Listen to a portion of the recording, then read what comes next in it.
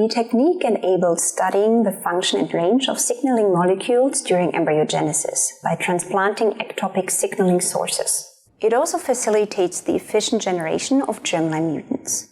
The protocol can be applied to blastula stage zebrafish and medaka embryos, and probably also to other embryonic stages and teleos species.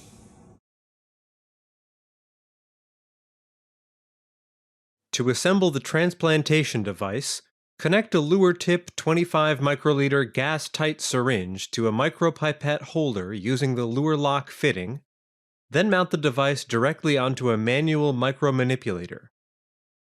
To use the transplantation device, place the micromanipulator with the assembled device next to a stereomicroscope. Then, remove the plunger and insert the transplantation needle. Lower the needle into a dish filled with Ringer's solution at a 45-degree angle until the tip of the needle is immersed. Insert the plunger approximately halfway to flush out the Ringer's solutions, leaving only a small volume of water in the thin, tapered part of the needle.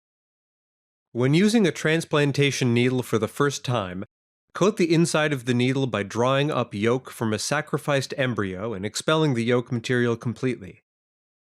Next, using a transplantation needle, gently position the donor embryo, then position the needle opening orthogonal to the embryo's surface and carefully pull the plunger to draw the cells into the needle. Once the desired number of cells is drawn in, stop the suction by gently pushing the plunger down and remove the needle from the embryo by jerking the needle to the side in a short and swift motion. Leave some Ringer's solution.